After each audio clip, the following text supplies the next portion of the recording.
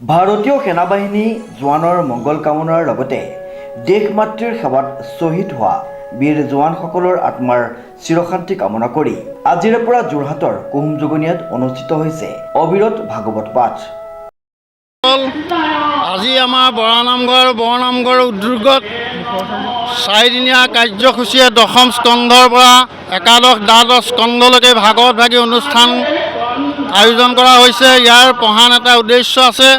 এই উদ্দেশ্যটো হৈছে আমাৰ ভাৰতীয় সৈনিকসকলৰ মংগলাৰ্থে আমাৰ দেশৰ কেইবাজনো সৈনিক গৃহলৈ অহাৰ স্বত্তেও তেওঁলোকে গৃহত এসাঁজো সুখ শান্তিয়ে খাব নোৱাৰিলে চৰকাৰৰ নিৰ্দেশ অনুসৰি তেওঁলোকে আকৌ চাকৰিত ব্যস্ত হৈ যাবলগীয়া হোৱাত তেখেতসকলৰ এটা সুপৰামৰ্শ ৰাইজক দি থৈ গৈছিল যে আমি আপোনালোকক যিমান পাৰোঁ সিমান সহায় সহযোগ কৰিম। আপোনালোকে আমাৰ মংগল কামনাৰ অৰ্থে যিকোনো এটা নামঘৰতে অনুষ্ঠিত কৰি আমাক আশীষ প্ৰদান কৰিব সমূহ ৰাইজৰ সন্মুখত। সেয়েহে আমি সকলো ৰাইজ একত্ৰিত হৈ ওচৰ চুবুৰীয়া অঞ্চলবাসী ৰাইজৰ সহযোগত কুহুম যোগীনা বৰনামঘৰসমূহ ভকত প্ৰাণ বৈষ্ণৱবৃন্দ একত্ৰিত হৈ চাৰিদিনীয়া কাৰ্যসূচীয়ে ভাগৱত ভাগী আজি জেঠৰ 12 তাৰিখৰ পৰা 15 তাৰিখলৈকে আয়োজন কৰা হৈছে। এই কৰ্ম কৰিবলৈ যাওঁতে অজানিকৃতভাৱে হোৱা অপৰাধখিনি মাৰ্জন কৰি সমস্তৰ প্ৰতি আশীষ প্ৰদান কৰিব অৰ্থে জনোৱা হৈছে এইখিনি প্ৰাৰ্থনা। কুহুম যোগনীয়াৰ বৰানামঘৰত চাৰিদিনীয়াকৈ অনুষ্ঠিত হোৱা ভাগৱত পাঠৰ আজি পুৱা ধৰ্মধ্বজা উত্তোলন, বন্তি প্ৰজ্বলন, নাম প্ৰসংগৰ পাছতে ভাগৱত প্ৰতিষ্ঠা কৰা হয়। তেখেতসকলে আমাৰ লগত সহযোগিতা আগবঢ়াবলৈ অহাৰ কাৰণে ধন্যবাদ জ্ঞাপন কৰিছোঁ। আজি এই পবিত্ৰ জেঠ মাহৰ আজি এই শুভ দিনটোৰ পৰাই আমাৰ কুহুম যোগনীয়া বৰা নামঘৰত অবিৰতভাৱে দশম স্কন্ধৰ পৰা দ্বাদশ স্কন্ধলৈ চাৰিদিনীয়া কাৰ্যসূচীৰে অখণ্ড ভাগৱত কাৰ্যসূচী ভাগি পালন কৰিবলৈ সিদ্ধান্ত লোৱা হৈছে। তাৰে আজি এই প্ৰাতঃ প্ৰসংগকে ধৰি ধৰ্মধ্বজা উত্তোলন, বন্তি প্ৰজ্বলন ইতিমধ্যে কাৰ্যসূচী সমাপ্তৰ পিছতে এতিয়া পূৰ্ণ প্ৰসংগৰ যোগেদি ভাগৱত পাঠৰ শুভাৰম্ভণি ঘটিব। এই ভাগৱত ভাগ অনুষ্ঠিত কৰাৰ সংকল্প লোৱা হৈছিল অতি কম সময়ৰ ভিতৰত। উদ্দেশ্য আছিল যিহেতু বৰ্তমান ভাৰতবৰ্ষৰ প্ৰতিকূল পৰিস্থিতিৰ প্ৰতি লক্ষ্য ৰাখি যিসকল আমাৰ ভাৰতীয় সেনা জোৱান অসমবাসীৰ সন্তান সেনা জোৱান হৈ কৰ্মত নিয়োজিত হৈ আছে, বিশেষত আমাৰ এই অঞ্চলৰ আৰু আমাৰ এই কুহুম যোগনীয়া গাঁৱৰ যিসকল যুৱক সেনাবাহিনীত নিয়োজিত হৈ দেশৰ সুৰক্ষাৰ স্বাৰ্থত কৰ্ম আগবঢ়াই আছে, তেৰা সমস্তৰ প্ৰতি আমি শ্ৰদ্ধা, সাহস, প্ৰেৰণা আৰু সেই যিসকল শ্বহীদ আমাৰ ইতিমধ্যে দেশৰ হকে প্ৰাণ আহুতি দি গৈছে তেখেতসকলৰ আত্মাৰ সদ্গতি কামনা কৰি এই ভাগৱত ভাগী আমি পালন কৰিবলৈ লোৱা হৈছে।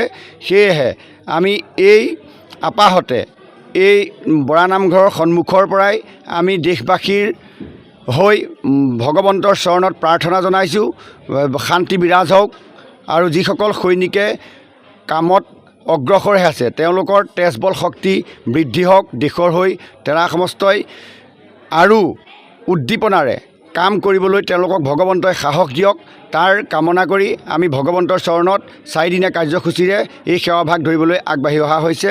আৰু সমূহ গাঁওবাসী ৰাইজে আমি তেওঁলোকৰ হৈ সেৱা ধৰিছোঁ আৰু সহযোগিতা আগবঢ়াইছোঁ। আৰু দেশবাসীৰ লগত আমাৰ কুহুম যোগনীয়া গাঁওবাসীৰ লগতে অঞ্চলবাসী, জিলাবাসী তথা অসমবাসী ৰাইজ সদায় সষ্টম হৈ থাকিব আৰু সজাগ হৈ থাকিব। ইয়াকে কৈ আমাৰ বক্তব্য সামৰণি মাৰিলোঁ। অহা 30 মে'ত সামৰণি পৰিব লগা এই ধৰ্মীয় অনুষ্ঠানত অঞ্চলবাসী ৰাইজে অংশগ্ৰহণ কৰিছে। উল্লেখযোগ্য যে উত্তৰ পশ্চিম যোৰহাট কুহুম যোগনীয়াৰ বহু যুৱক ভাৰতীয় সেনাবাহিনীত কৰ্মৰত হৈ দেশ মাতৃৰ সেৱাত ব্ৰতী হৈ আছে। পৰিপ্ৰেক্ষিতত ৰাইজে উক্ত ধৰ্মীয় অনুষ্ঠানৰ জৰিয়তে তেওঁলোকৰো মংগল কামনা কৰিছে। অ' নমো ভগৱতে বাসুদেৱায়।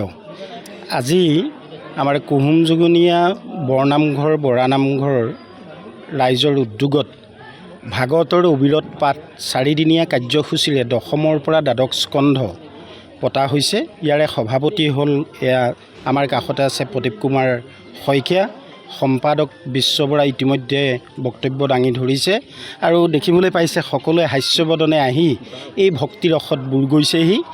এটা কিন্তু উদ্দেশ্যটো থাকে কিন্তু প্ৰকাশ নহয়। এইবাৰ কিন্তু উদ্দেশ্যটো আমাৰ প্ৰকাশ হৈছে এইটো কাৰণেই যে আমাৰ কুহুম যোগনীয়া গাঁৱৰ যিসকল ভাৰতীয় সৈনিক তেওঁলোকে এটা মনতে ভাবিলে যে আমি যিহেতু ছুটীত আহিছোঁ ৰঙৰ উৎসৱ ৰঙালী এই উদযাপন কৰিবৰ বাবে, কিন্তু আমাক আকৌ ভাৰত চৰকাৰে মাতি পঠিয়ালে।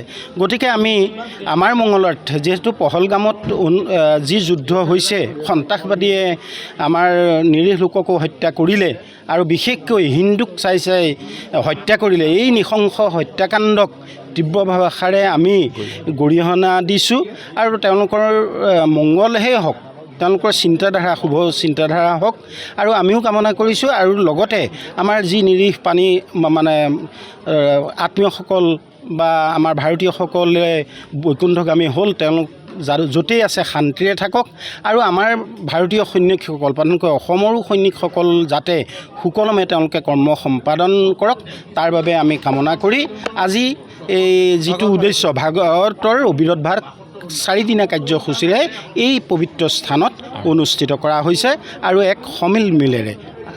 ধন্যবাদ। যোৰহাটৰ পৰা প্ৰশান্ত গায়নৰ ৰিপৰ্ট, নিউজ নাও।